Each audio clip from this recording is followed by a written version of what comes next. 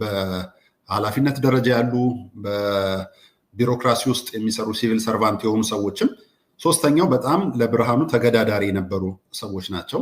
እግር በእግር እንዲከታተሉትና ከማንኛውም ሚኒስትር በላይ የማህበራዊ ሚዲያም ዘመቻ የሚኒስትሪ ሚዲያም ዘመቻ እንዲካሄድበት መደረጉ እንመለከታለን። ኢቲቪ ራሱ የኢትዮጵያ ቴሌቪዥን ብሔራዊ ጣቢያ ነው። እንግዲህ ብርሃኑ ላይ ተኮር የሆኑ ዘመቻዎችን ከማንም ሚኒስተር ጋር አድርጎ የማያውቃቸውን የሃርድ ቶክ አይነት ዘዴዎችን ቀጥታ ከብርሃኑ ጋር በማድረግ ብርሃኑን የማሳጣት እሱን ማሳጣት ከጀርባው ብዙ ነገሮች ይዞልን ይመጣል ብለው በማሰብ የሚደረጉ ነበሩ። ከሶስቱም አንግል እኔ ያው ብርሃኑም እየተቋቋማቸው እዚህ ደርሷል። ስለ ሶሻል ሚዲያ እሱ ብዙ እንደማይመለከት ምናምን በኋላ ማንሳት እንችላለን። ግን የምመለከተው እሱ ደጋግሞ የተናገራቸው ጉዳዮች አሉ።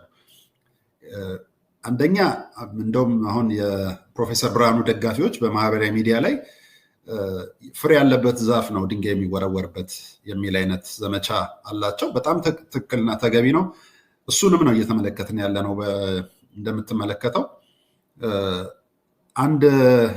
አንድ መጠይቅ ከ2-3 ዓመት በፊት አድርጌ ነበረ።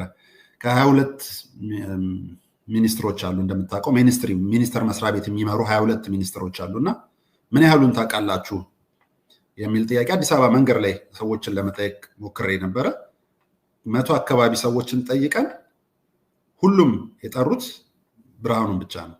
ማለት አንዳንዶቹ ሌሎቹን ሚኒስትሮች ይጠራሉ፣ 100ም ግን ብርሃኑን አልዘነጉትም። ሌሎቹ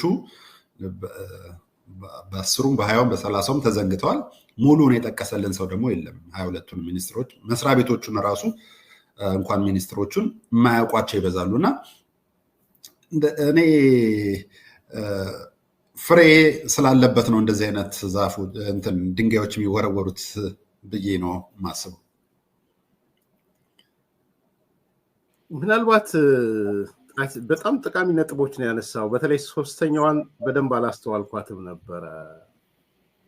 የትምህርት ሚኒስቴር የሚመራቸው ተቋማት ጋር ያለው ተግዳሮት ወይም ቻሌንጅ አሁን ቅድም ያነሳቸው ወደ 9 ተቋማት የሚሆኑ ወደ 45 ዩኒቨርሲቲዎች የሚሆኑ ትምህርት ቢሮዎች እንኳን በቀጥታ ተጠሪ ናቸው ለማለት ይከብደኛል በአገሪቷ የትምህርት ህግ መሰረት። የሆነ ሆኖ ግን ድሮ የምንሰማው ሲሪየስ የሆነ የኔትወርክ ባይዘው እኔም ያለው ፓርቲ ውስጥ የማውቀው ነገር ነው። በዚህ በትምህርት ሚኒስቴር የሚመራቸው ተቋማት በጣም የገነገነ ኔትወርክ ያለበት ብዙ ልብ ያልተባለ የገነገነ ሙስና ያለበት በነገራችን የፈተናዊ ድርጅት ጋር ምናምን ተያይዞ ያለ በጣም በሌብነት ውስጥ ለውስጥ በቤተዘመድ እና ኔትወርክ በአካባቢ አውራጃዊ በነገራችን ላይ የመንደርተኝነትን ባተኮረ በልኩ ይሄ ከሌ አካባቢ ነው ይሄ ከሌ አካባቢ ነው በሚል ደረጃ ስለማቀው ነው የምናገረው። እና አንድ አዲስ ገላጭ ነገር ያነሳው እሱ ነው። ትንሽም ብንሄድበት ደስ ይለኛል። ሪሊ አሁን የሆነ ሙስናውን ሊጋፈጥ ወይ የሆነ ነገር ሊያረግ የሚመጣ ሰው ሲኖር ይቀበሉታል ወይ ከሚለው ጀምሮ ማለት ነው። አንድ ሁለተኛ ግን ምናልባት ይመስገን እኔ ሲሪየስ እና ከባድ አድርጌ የወሰድኩት በገዢው ፓርቲ ውስጥ ያሉ ምናልባትም በአንድ በኩል የብሔር ፖለቲካን መቅረት የለበትም ብለው የሚያስቡ በኋላ መጣበታለው ከኦኤምኤን ሚዲያ ባለቤቶች ጋር ስንወራወር የነበረውን አመጣዋለው። በራሱ በገዢው ፓርቲ ውስጥ ቱ ቢ ሆነስት በአማራ ብልጽግና ቅርንጫፍ ጽህፈት ቤት እና በኦሮሞ ብልጽግና ቅርንጫፍ ጽህፈት ቤት ውስጥ እንደው አትላርጅ ስኬል ካየነው ቁጥር 1 በኦሮሞ ብልጽግና ቅርንጫፍ ጽህፈት ቤት ውስጥ፣ ቁጥር 2 በአማራ ብልጽግና ጽህፈት ቤት ውስጥ ያሉ ካድሬዎች እንበላቸው፣ አመራሮች እንበላቸው፣ አባላቶች እንበላቸው ያላቸው ሬዚስታንስ እኔ እንደውም ከብዶ ያያየው ያለውት እነዚህን አራተኛውን ሴክሽን ላይ ያሉትን መዋቅርም ስላላቸው ማደራጀት ይቀደም ኢቲቪንም እንዳነሳው ማለት ኢቲቪ ዝም ብሎ ደረቱን ነፍቶ ሊደረደር አይመጣም። ልክ ነህ አይቻለው። እኔ ትምህርት ሚኒስትሩን ፕሮፌሰር ብርሃኑን እንደ ሃርድ ቶክ እንዳደረጉት ማንንም አምጥተው እንደዛ አላደረጉም አያረጉም ሶ ከጀርባቸው ማን ነው ከጀርባቸው ያለው ጥሩ ነው ሃርድ ቶክ መደረጉ በነገራችን ላይ ሌሎቹ ቢደረጉ ደግሞ የበለጠ ጥሩ ነው ከሚል ተነስተን ነው ስለዚህ ምንድነው ይሄ ራሱ መዋቅሩ ገዢው ፓርቲ ውስጥ ያለው መዋቅር ፕሮፌሰር ብርሃኑና የሚሄድበትን መንገድ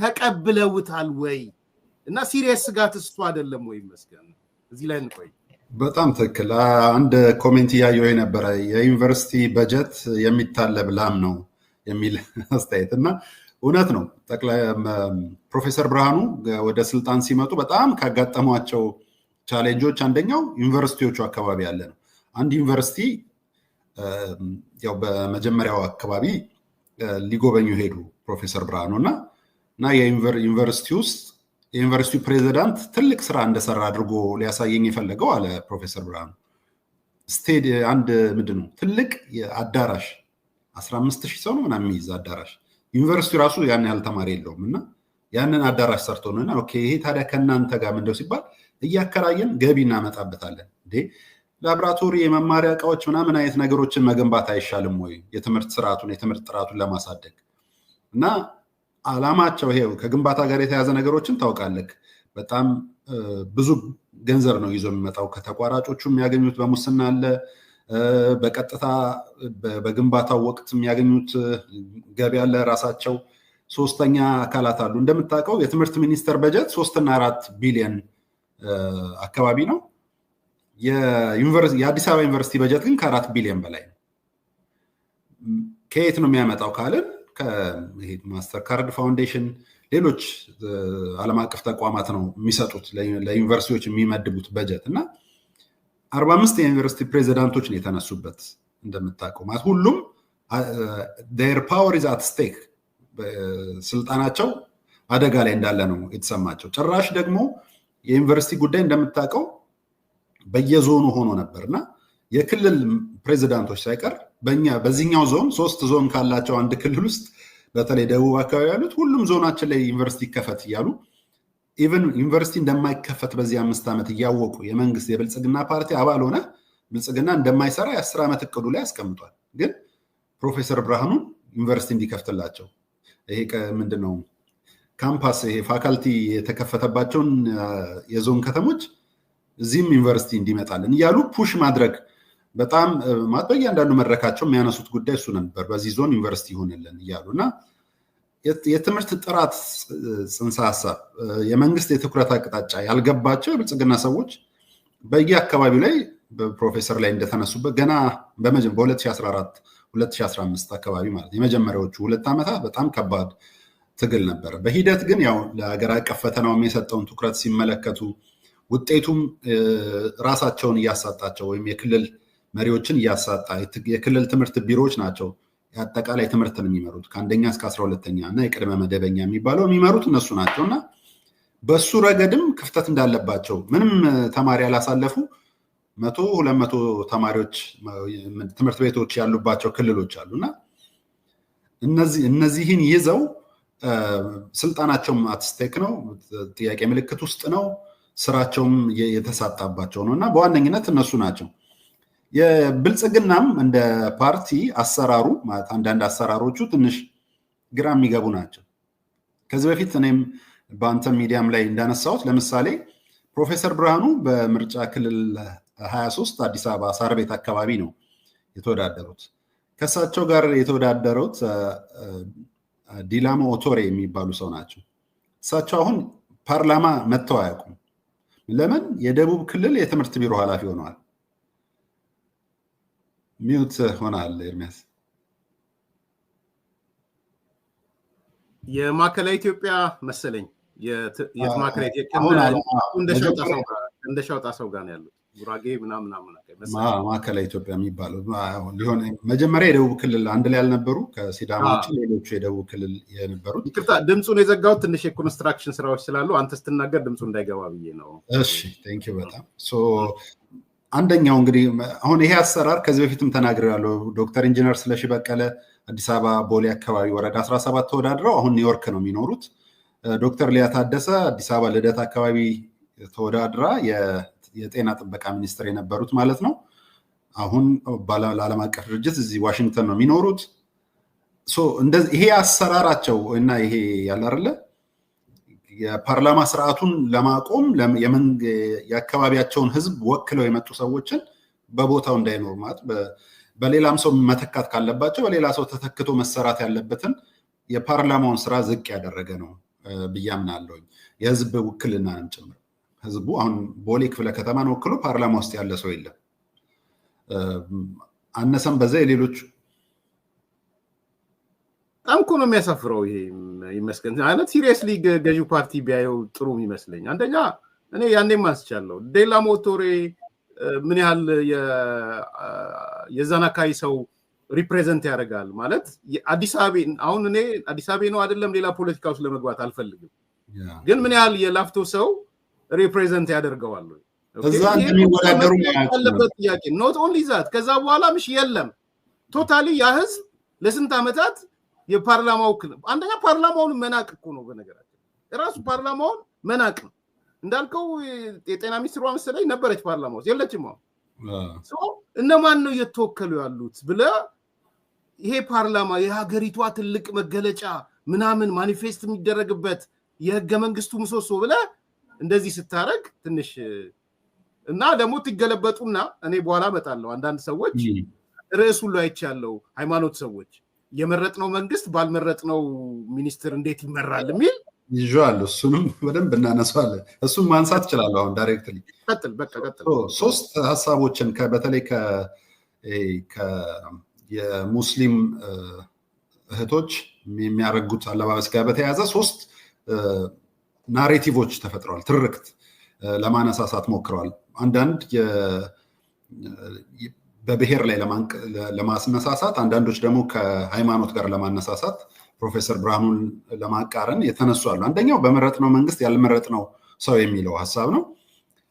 ይሄ በመጀመሪያ አንዳንድ ሰዎች ጽፈውበት አይቻለሁ። በጣም አመሰግናቸዋለሁ። ሀሳቡንም ከነሱን ያገኘሁት ማህበራዊ ሚዲያ ላይ የጠቅላይ ሚኒስትሩን ስልጣን አለማወቅ ነው። ጠቅላይ ሚኒስትሩ ሚኒስትሮችን ከየት ይሾማል የሚለው በግልጽ ያለ መመሪያ ነው። ሚኒስትሮችን ከፓርላማ አይደለም። እንደውም በሌላ ሀገር ለምሳሌ በአሜሪካን ሀገር አንድ ሚኒስተር አሁን የዶናልድ ትራምፕ ምክትል የሆኑት ጄዲ ቫንስ የኦሃዮ ሴኔተር ነበሩ። ኦሃዮን ወክለው በአሜሪካ ሴኔት ውስጥ አባል ነበሩ እና ልክ ምክትል ፕሬዚዳንት ሲሆኑ ያንን የሴኔት ስልጣናቸውን ለሌላ ሰው ሰጥተው ነው የምክትል ፕሬዚዳንት የሆኑት እና ሚኒስተርም ሲሾም የትምህርት ሚኒስተር፣ የገንዘብ ሚኒስተር ምንም ሆነ ስትሾም የፓርላማ ወንበርህን ለቀህ ወጥተህ ነው። አይ ነው የኢትዮጵያ ስርዓት እንደሱ አይነት አይደለም። ፓርላመንታሪ ስለሆነ ነው ሚኒስተር የሆነ ሰው ሁሉ የፓርላማ አባል እንዲሆን የምናስብ ካለን ማለት ነው። ፍጹም ስህተት ነው ይሄ። የምትመርጡት ኢትዮጵያ ውስጥ ማንም ደግሞ ጠቅላይ ሚኒስትሩ ለምሳሌ የመረጣቸው የበሻሻ ህዝብ ነው። ጎማ 1 እና ጎማ 2 የሚባሉ የምርጫ ወረዳዎች ናቸው የመረጧቸው አጋሮ ዙሪያ ያሉ እንጂ ጠቅላይ ሚኒስትሩን የአዲስ አበባ የቦሌ ወይም የካ ክፍለ ከተማ ሰው አልመረጣቸውም። የባህር ዳር ወይም የአዳማ ሰው አልመረጣቸውም። እና ሁል ጊዜ ከግምት መግባት ያለበት የሀገሪቷን ህግ ምን ያህል አውቃለሁ፣ ሀሳብ አስተያየትና ሄድላይን ርዕሰ ዜና ከመፍጠሬ በፊት ምን ያህል አውቃለሁ ብሎ መጠየቅ ያስፈልጋል። የጠቅላይ ሚኒስትሩን ስልጣን አለማክበር ነው ይሄ። ጠቅላይ ሚኒስትሩ ያላቸው ስልጣን ማንንም ሰው ሚኒስተር አድርገው መሾም ይችላሉ። ኢትዮጵያዊ እስከሆነ እድሜው እስከደረሰ እና እሳቸው ፖሊሲን ያስፈጽምልኛል ብለው እስካሰቡ ድረስ።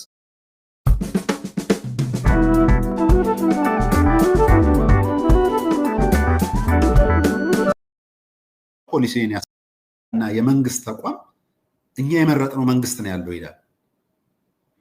እኔ የመረጥኩት መንግስት ነው እንዴት ይላል? ማለት ከምርጫ እኮ ወይም ደግሞ ከፖለቲካ አላይመንት እኮ ሚዲያና የሃይማኖት ተቋማት ውጭ ነው መሆን ያለባቸው። የሃይማኖት ተቋማት እኛ የመረጥነው መንግስት ነው ማለት የለባቸውም። አይኖ መንግስታቸው ነው የሚመራቸው ነው። ነገር ግን በምርጫው ይህንን ምረጡ ብሎ እንዴት አንድ የሃይማኖት ተቋም የሚዲያ ተቋም እንዴት ሊናገር እንደቻለ አልገባኝም።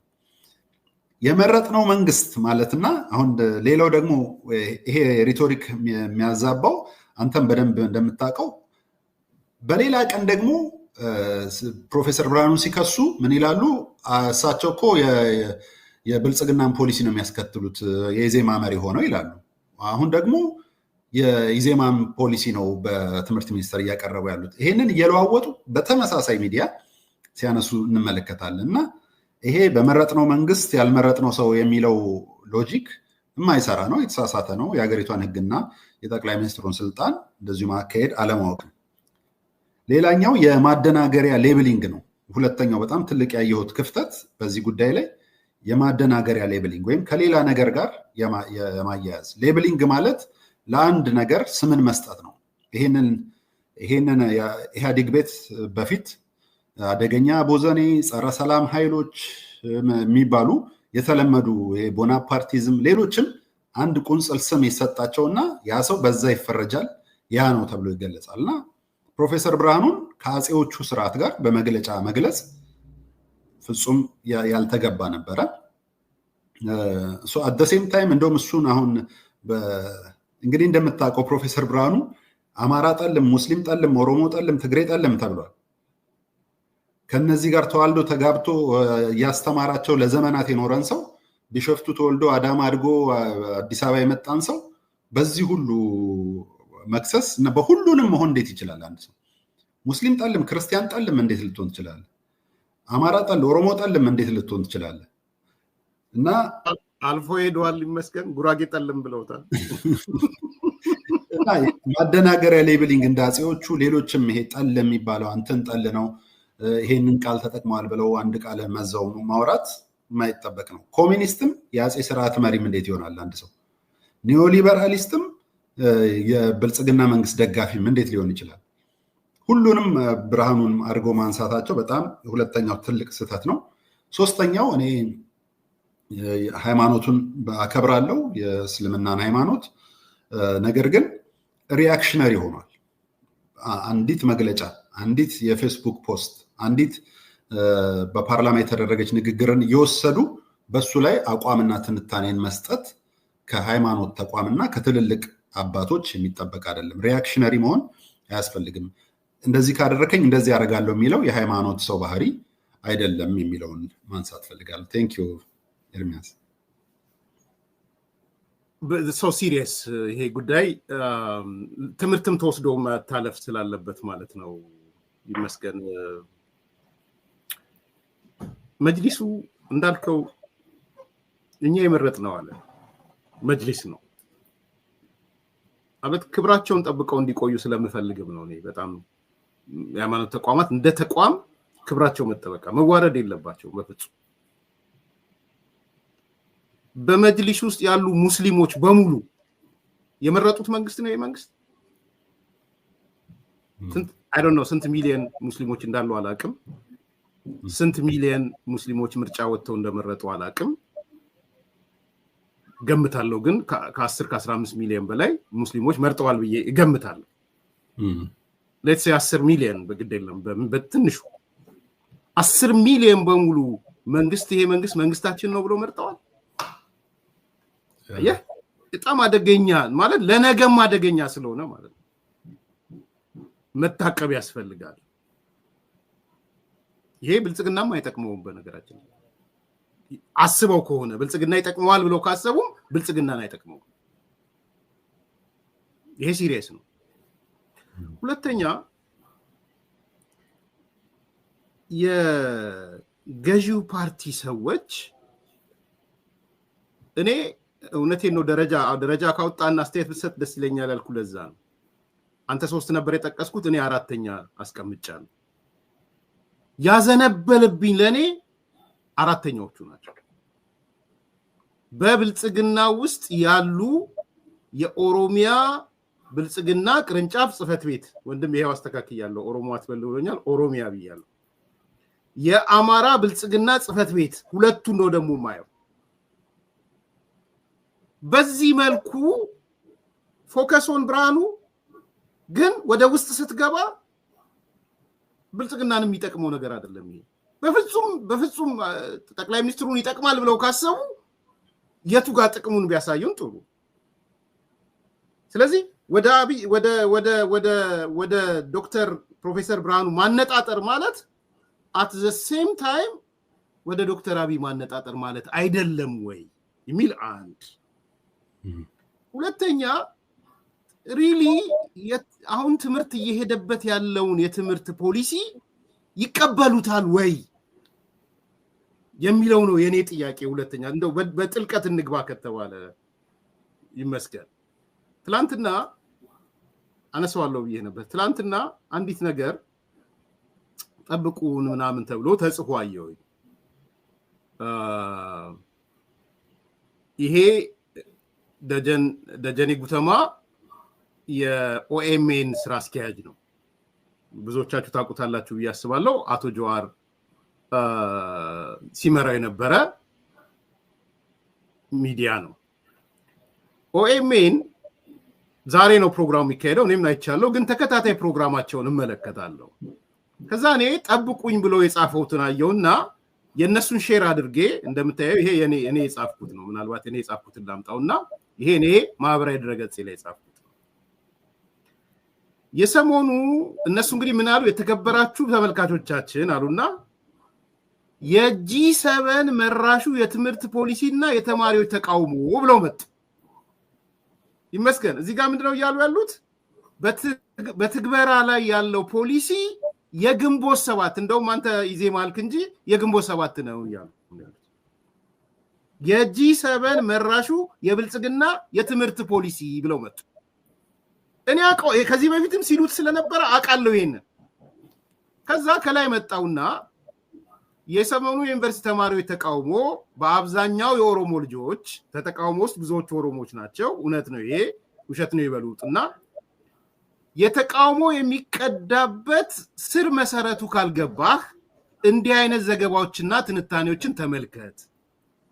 በእነዚህ ኦሮሞ ብሔርተኞችና ሚዲያዎች እምነት በስራ ላይ የዋለው አዲሱ የትምህርት ፖሊሲ የግንቦት 7 የትምህርት ፖሊሲ ነው። ከዛ ማሳሰቢያም እንደውም እንደ እንትን አስቀመጥኩ፣ እንደ ዲስክሌመር አይነት እኔ የተቃወምኳቸው አይደለም። እነዚህ ኦሮሞ ብሔርተኞች አሁን በትግበራ ላይ ያለውን ፖሊሲ የግንቦት 7 ትምህርት ፖሊሲ ነው ማለታቸውን እየተቃወምኩ አይደለም። ምክንያቱም በአንድ በኩል እንደዛ መረጃ መፈረጃቸው ትክክል ስለሆነ መብታቸው ስለሆነ ማለት ነው። ነገር ግን ለእኔ የሚጠቅመኝ ኦኬ እናንተ ይሄ አዲሱ የትምህርት ፖሊሲ የግንቦት 7 ነው የምትሉ ከሆነ የእናንተ ፖሊሲ ምንድን ነው የሚል ጥያቄ ነው ያነሳሁት።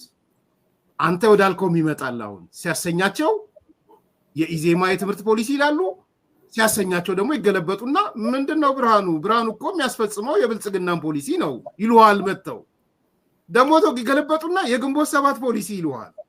ከዛ ዛሬ ስድብ ተኮር ነገር ጻፈልኝ። እንግዲህ እኔ ስድቡን ለጊዜው ልተወው። የፋርሴ ቡላ ምናምን አይነት በቃ ይሄ የእጁ ደብተራ አይነት አሁን ካንተ ጋር ብዙ ሐሳብ አልሰጥበትም። የእጁ ደብተራ ብዬ ነው የሚመለስኩለት። ማለት ቀረርቶ የሞላበት ነገር ሲያደርግ ማለት ነው። ሶ ማይ ፖይንት ኢዝ ናው እስር ከልብ እንመልከተውና ፖሊሲውን እንዴት ነው የሚያዩት የሚለው ነገር አስተያየት ስጥበት። ሶ የመጀመሪያ ማጠቃለያ ያደርገዋለሁ። እሺ ይቀበሉታል ወይ ብለህ የጠየቀኝ የትምህርት ፖሊሲውን እኔ ያውቁታል ወይ ብዬ ነው የምመልሰው። የሚያውቁትም አይመስለኝም። ምክንያቱም እንደምታውቀው እንደዚህ አይነት የተቃውሞ ፖለቲካን የሚያራምዱ ሰዎች እንደ ደጀኔ ጉተማ እንደ ኦኤምኤን ወይም እንደ ሌሎች ብዙዎች ፖሊሲ ተኮር ሀሳብን እንትን አይሉም። እኔ አንድ የጻፍኳት አባባል ነበረች፣ እውነተኛ ፖለቲካ በሀሳብ ላይ የተመሰረተ ነው፣ ሙግቱ በተጨባጭ መፍትሄና አማራጭ ላይ የሚያተኩር ነው እላለሁ። የሚል ጊዜ አማራጭና ማወቅን ይጠይቃል አይደል? የብልጽግና ፖሊሲ የ10 ዓመቱ የልማት እቅድ መንግስት አሁን የያዘው የሚያስፈጽመው 10 ዓመቱ እቅድ ምን ይላል የሚለውን የሚያውቁት አይመስለኝም። የትምህርት ፖሊሲው እንደተቀየረ ራሱ የማያውቁ ብዙ ናቸው። ተቃውሞ ጎራ ላይ ያሉ ማህበራዊ ሚዲያ ያላቸው ዩቲዩብ ያላቸው እዛ አሜሪካ ውስጥ በተለይ ያሉ ሰዎች ፖሊሲው እንዴት እንደተቀየረ ካሪኩለሙን በዝርዝር ራሱ አሁን ለምሳሌ የስነ ምግባር የግብረገብ ትምህርት መሰጠት መጀመሩን፣ የቋንቋ ተጨማሪ አንድ ቋንቋ ክልሎች የሚያስቡትም በፓርላማቸው አጸድቀው ተጨማሪ አንድ ቋንቋ አብረው በመሰረታዊነት ይማር መባሉን የሚያውቁ አይመስለኝም። አክሰስ እና ኢኩዊቲ ላይ ትልቁ የአዲሱ ፖሊሲ ሀሳብ አክሰስ እና ኢኩዊቲን ማስማማት ነው። የቀደመው መንግስት የኢህአዴግ መራሹ መንግስት አክሰስ ላይ ነበር እሰራለሁ የሚለው። ምን ማለት ነው? ማዳረስ በቃ ምንም ይሁን ብቻ ትምህርት አለ ለመባል ማዳረስ፣ በየዞኑ ትምህርት ማዳረስ፣ ዲግሪ በየቦታው ማዳረስ፣ ኮሚኒቲ ሰርቪስ የሌላቸው የመንግስት ተቋማትን ከመንግስት ጋር ከማህበረሰብ ጋር ኮኔክትድ ያልሆኑ ዩኒቨርሲቲዎችን መገንባት የሚለው አክሰስ ነበር። አሁን ከኢኩዊቲ ጋር ከፍትሃዊነትና ከአጠቃቀም ጋር የሚነሳው አክሰስ እና ኢኩዊቲ ትልቁ ቫሊዩ ነው። ሁለተኛው ሪሌቫንስ ኦፍ ካሪኩለም ቱ ፕራክቲካል ቲቺንግ የሚባለው ወይም ወደ ስራ ሊተገበር የሚችል ካሪኩለም በኋላ ላይ ሰዎች ወጥተው ለምን እንደምታስታውሰው በኢህአዴግ ጊዜ እንደ ትልቅ ኢቲቪ እና ፋና ዋልታ ይዘግቡ የነበረው በኬሚስትሪ ዲግሪ ያለኝ ብሎ ኮብልስቶን የሚጠርብ ልጅ ያሳዩን ነበር። በኮብልስቶን ተደራጅቶ ግን ኬሚስትሪ ዲግሪ ያለው ወይም ኢንጂነሪንግ ዲግሪ ያለው ጂኦሎጂ ምናምን ዲግሪ ያለው ድንጋይ መጥረብን ግን ተደራጅቶ እንዲሰራ ያደርጉ ነበር እና ካሪኩለሙ ሪሌቫንስ ወደ ፕራክቲካል ቲቺንግ እና ወደ ማኑፋክቸሪንግ ኢትዮጵያ ለምታደርገው ሂደት ያለውን ነው። ሶስተኛው ካሪኩለሙ ከቲቸር ኳሊቲ ጋር የሚገናኝ ነው። ፕሮፌሰር ብርሃኑ እንደመጡ እንደምታስታውስ ከሆነ ምዘና ያደረጉት ከተማሪዎች በፊት መምህራን ላይ ነበር። በሚያስተምሩት ትምህርት ተፈትነው ለምሳሌ ፊዚክስ አስተማሪ ፊዚክስ ተፈትነው አቬሬጅ የሁሉም ትምህርቶች ውጤት 38% ነው ያገኙት መምህራኖቹ። ይሄ የሚያሳየው መምህራን ልማት ላይ መሰራት እንዳለበት ነው። አንደኛው ትልቁ ዳይሬክቶሬት ትምህርት ሚኒስቴር የሚሰራው አንዳንዶች ፈተና ላይ ብቻ በመስራት ለውጥ ያመጣሉ የፕሮፌሰር ብርሃኑ ይላሉ።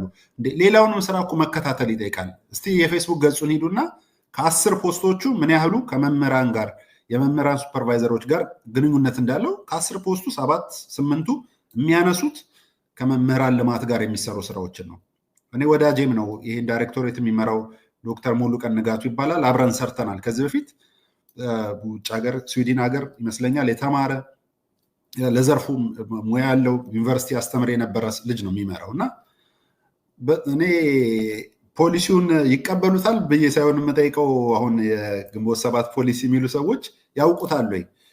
ለርኒንግ ኢንቫይሮንመንት ማስተካከል የሚለውን የምናስታውሰው ነው። ለርኒንግ ኢንቫይሮንመንት ከምን አንጻር መሰለህ ይመስገን፣ ያው ትምህርት የፖለቲካ ዋነኛ መሳሪያ ነው አይደለም? በዛ እንስማማለን። የፖለቲካ አይዲዮሎጂ ሊሆን ይችላል፣ ፖሊሲ ሊሆን ይችላል። የፖለቲካ ኢንስትሩመንት ነው። ትውልድ የምትቀርጽበት ሲባል ያንተን እምነቶች የምትቀርጽበት ነው። ናው እነዚህ ሰዎች ቅድም ያቀረብኩልህ እነ ደጀኔ ኦኤምኤን እነ ጀዋር የትምህርት መቀረጽን የሚያስቡት ከብሔር ፖለቲካ ጋር አያይዘው ከኤትኒክ ፖለቲክስ ጋር ነው የተያያዘው። ያኔም በፊት የነበረው ትምህርት ፖሊሲ ያ ነው በነገራችን ላይ። ቢኮዝ ትምህርት ባይ ኢትሰልፍ ኢንድ አይደለም፣ የመጨረሻ ግብ አይደለም። ለፖሊሲ ኢንስትሩመንት ሆኖ ነው የሚያገለግለው። ተቃውሞን ሰዎች አሳንሰው ሲያዩት ስለመለክ ማለት ተቃውሞ ማለት እንትኑ ይሄ ሰው የወጣውን ብዛትና ምናምን አይደለም። በይዘት ደረጃ የሚቃወሙት እነዚህ ሰዎች ቶታል የፖለቲካ ትራንስፎርሜሽን ይካሄዳል ትምህርቱን ከያዝክ። ስለዚህ የብሔር ፖለቲካውን እየገደለው መሄዱ አይቀርም ስሩ ታይም። የዚህ ምልክት ደግሞ እኔ እንደሚገባኝ ፕሮፌሰር ብርሃኑ ነው። ምናልባት ሀሳቡን ትጨምርበታለህ። የብሔር ፖለቲካውን ሊገልብን ነው ከሚል የሚነሳ አይደለም ወይ?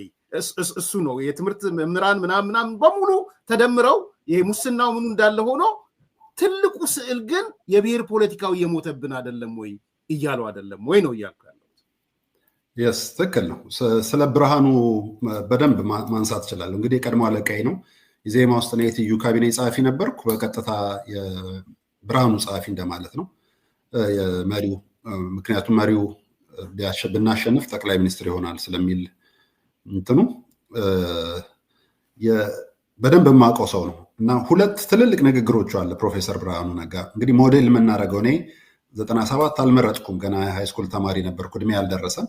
ነገር ግን ብርሃኑና ቅንጅትን በጣም የምናደንቃቸው ከቅርባቸው የሚያደርጉትን ሚዲያ ላይ ክርክር በኢኮኖሚክስ አሶሲዬሽን የሰራውን ስራዎች ስለምናውቅ በደንብ የምናውቀው ሞዴል የምናደርገው ሰው ነው።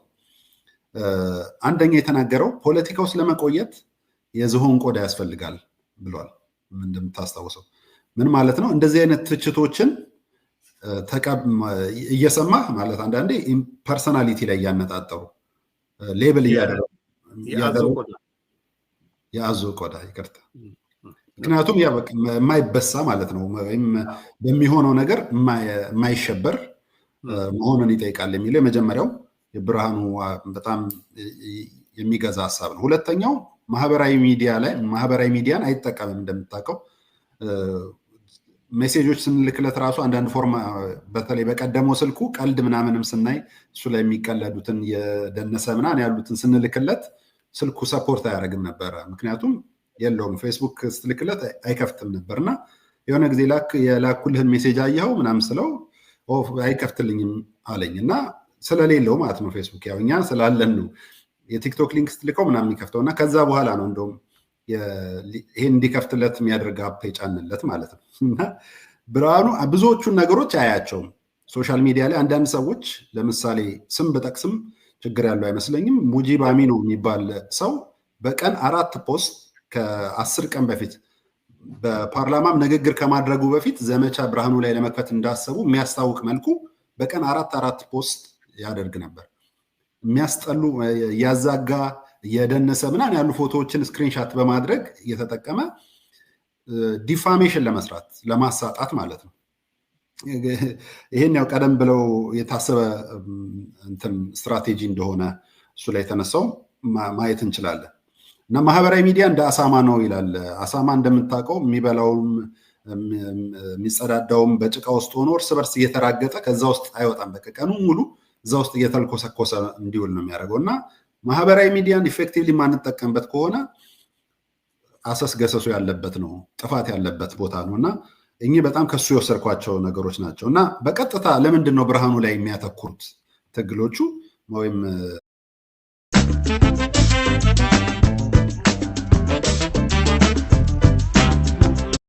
ላይ እንጂ የሆነ የትምህርት ስርዓቱን ወይም ፖሊሲውን አይደለም አታክ ለማድረግ የሚነሱት። በሁለት ምክንያት ብዬ ያምናሉ። አንደኛው የብሔረተኞች ሁሉ ጠላት አርገው እሱን በመሳል ነው። ዋናውን ሰው ከመታን አስተሳሰቡ እየጠፋ እየደበዘዘ ይሄዳል። እንደምታውቀው ይሄ አሁን የሀገራዊ ፖለቲካ የዜግነት ፖለቲካን የሚያራምዱ ኃይሎች ተዳክመዋል ተብሎ የሚታሰብበት ጊዜ ነው። የዚህን ሀሳብ ደግሞ ወኪል ብለው የሚያስቡት ኢቨን ጠቅላይ ሚኒስትር ዶክተር አብይን እያማከረ ወደ ሀገራዊ ጉዳይ ወደ ዜግነት ፖለቲካ እየመራቸው ነው ብለው የሚያስቡት ምልክት አድርገው ስለሚያዩት ነው። የብሔረተኞች ጠላት ስለሆነ ነው ብዬ አምናለሁ። ሁለተኛው የኢትዮጵያ አንድነት ምልክት ስለሆነ ነው። እንደውም ዶክተር አብይም አንደኛው ኳሊቲያቸው ህዝባዊ ቅቡልነት እንዲያገኙ ያደረጋቸው የኢትዮጵያዊነት ምልክት የመሆን እድላቸው ነው። እንግዲህ ሰውየው እንደምታውቀው ዶክተር አብይ ከሙስሊም ቤተሰብ የመጡ ናቸው። አባታቸው ሙስሊም ነው። ያደጉት በሙስሊም ካልቸር ጅማ ውስጥ ነው። እናታቸው ደግሞ ኦርቶዶክስ ናቸው። እሳቸው ደግሞ ፕሮቴስታንት ናቸው። እኚህ ሰውዬ እንዴት ትራንሴንዲንግ እንደሆኑ አስበው። ሁሉንም የኢትዮጵያዊ ከለር ኖረው አውቀውት ያደጉ ናቸው። እሳቸው ኦሮሞ ናቸው። ሚስታቸው ከአማራ ናቸው። ሁሉንም የመንግስት ኃላፊነቶችን እያዩ ነው የመጡት፣ የክልል የሚኒስትርነት ሌላም እና ምልክት ሆኖ መታየታቸው አሁን የእሳቸው የጎላ መጣ እንጂ የኢትዮጵያዊነት ምልክት የነበረው ከኢትዮጵያዊ የተለመደ የስልጣን አገዛዝ ውስጥ ወጣ ያለ ሰው ስለነበረ ነው። ፕሮፌሰር ብርሃኑ ላይ በተከታታይ የድንጋይ ውርወራ የበዛበት ብዬ አምናለሁ። ምናልባት ከዚህ ውጭ ሁለት ኮሜንቶች ላይ ሀሳብ ልስጥ። አንደኛው ስለ ሂጃብ ሳያወራ አልፎ ያውቃል ብሎ ቶፊቅ የተባለ ተከታታይክ በዚህ ገጽ ላይ ሀሳቡን ሰጥቷል። እና አንደኛ መሰረታዊ ነገር ፕሮፌሰር ብርሃኑ በፓርላማ እንደተናገረው ሂጃብ አልተከለከለም። ሂጃብ በማንኛውም ስፍራ እንዲደረግ መከልከልም አይችልም መንግስት። ሂጃብን ከሴኪሪቲ ጋር ኢሹ ያለባቸውን ሌሎች አለባበሶችን ነው እየከለከለ ያለ። እየከለከለም አይደለም ወይም መመሪያ እያስተላለፈ አይደለም። ነገር ግን በአካባቢው ባለው ባህል መሰረት እንዴት ይዳኝ የሚለውን የሚደነግግ የስነ ምግባር አዋጅ ለምሳሌ ጫት ቤቶች